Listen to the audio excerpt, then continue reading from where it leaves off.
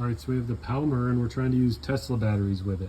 Tesla batteries are a little lower than a 48 volt setup. This currently that's plugged into this is a little teeny 48 volt battery, and it is a 13S, which means it has 13 cells in series. The battery we're going to be putting up on here is two 6S's batteries. So two Tesla batteries that are in 6S configuration in series, which makes them 12 cells in series, which puts it at about a 44 volt nominal setup. And so what we have to do is try to change the settings as much as possible on this 48 volt inverter to try to bring the voltage as low as we possibly can, because my battery will be able to go a lot lower than this. So first thing we have to do is we have to go into the settings, and our manual that it comes with all of the settings parameters. It can be a little overwhelming at first once you look at it, but basically you got to change the battery type. So number 8 in the menu, and we would go to set, we would just click set, and then we would go up to number 8. So inside number 8, we would hit enter, and we would go up and down and change that setting. So use, right now we're in user defined, which means we can set every battery setting possible, or you can just click the lithium iron phosphate 14, 15, or 16 strings, and it sets the constant current voltage charging to one of those. Or they got the Tyranny lithium battery, which is adjustable.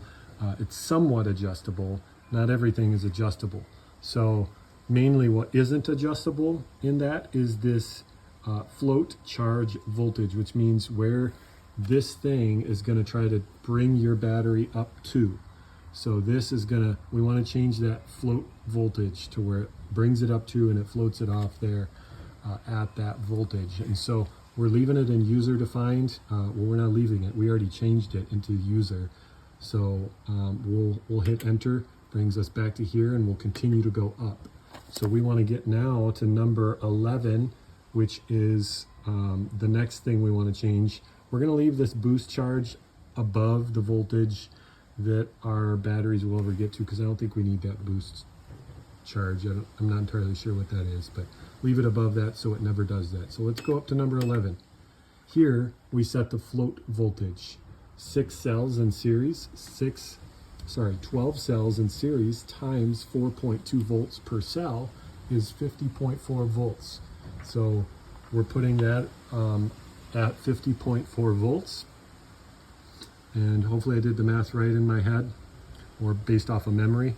We're going to go on to number 12. Number 12 was the low voltage disconnect. So this means the load disconnect. So that means it disconnects anything on the AC side, the load on the AC side. There's a contactor of some sort in here, shuts that contactor off, and the load, you can no longer draw load once the battery gets to this voltage. So we need to go to that one now, which is number 12, right? And this lets us change it when we're in the user setting. So let's go to 12, and you can see here, number 12, we have a programmable voltage between 40 and 48 volts and 0.4 volt in increments. So we want to bring that as low as we possibly can. And that brings us to 40 volts. So 40 volts divided by 12 strings puts us at per cell ends up being 3.3 volts.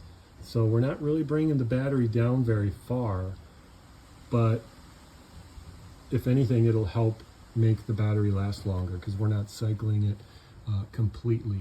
So that's the lowest we can go with this setup. We're going to see how well that works, and then we can go continue to work. So change that setting, bring that as low as you can, and we're going to continue to go up to the next one. And number 13, we're going to skip that because that's just a actually I did change that.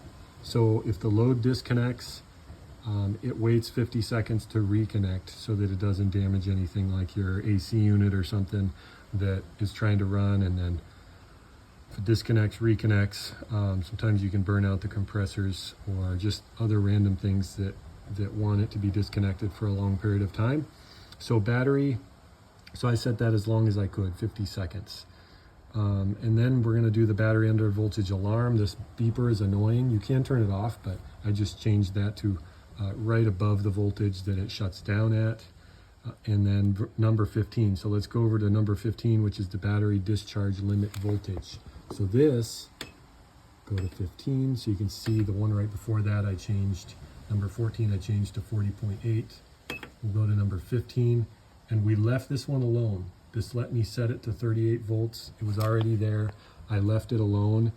Sometimes once you go into this menu, I've found it brings it up to 40 volt, and you can't ever get it back below 40 volt. So if it's below 40 volt, and that's where you want it to be, leave it there. So this, basically what this does, I think this setting just shuts down the inverter because the load has already been disconnected at 40 volts. It just shuts down the inverter when the voltage gets this low. Technically my battery can go way lower than that, 36 or I want to say it can go all the way, I can't remember exactly, 2.5 volts per cell times 12, so it can go pretty low, but we're just going to leave it there. So just because, and then beyond that I just make sure the equalization charging is off. We don't need any of that. Just go through those, make sure they're disabled, because we have BMSs now that do that. Not even sure what these things do with equalization charging. Less familiar with lead systems, more familiar with lithium. So there we are. Those are all the settings that I had to change. And of course, if you want to change the beeper and shut the beeper off, I think those settings are over here. You can enable and disable those when you want. So that's what we did. And once we're done, we just click the set button and we're out of there. So currently, if I were to discharge this battery down to 40 volts, it should shut down. But with this battery I have set up in it right now, my battery might actually shut down before my inverter. And so that's kind of the difference between the Tesla batteries I'm trying to use. Is my inverter is going to want to shut down before the battery does. So there's capacity there that could be tapped into, but it's not, because this inverter can't go below 40 volts. So that's kind of the downside to that, but it's what we got, so it's what we're going to try to do. Hope you enjoy this video. Hopefully it was helpful to you. Besides that, I've found that these inverters are very capable and have very few issues with them. So they can take a high voltage solar input, which is extremely nice. I was able to take all 12 of my solar panels on top, and I only have two in parallel. It really helps a lot, not having to parallel a bunch of batteries or cells and solar panels and string them together. So it's helpful in my opinion.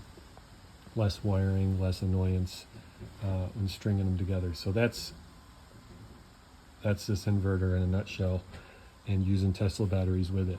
Hopefully this wasn't too long and drawn out. Hopefully it's helpful. If it was, like, subscribe, follow, share with your friends, whatever you got to do. Have a good day.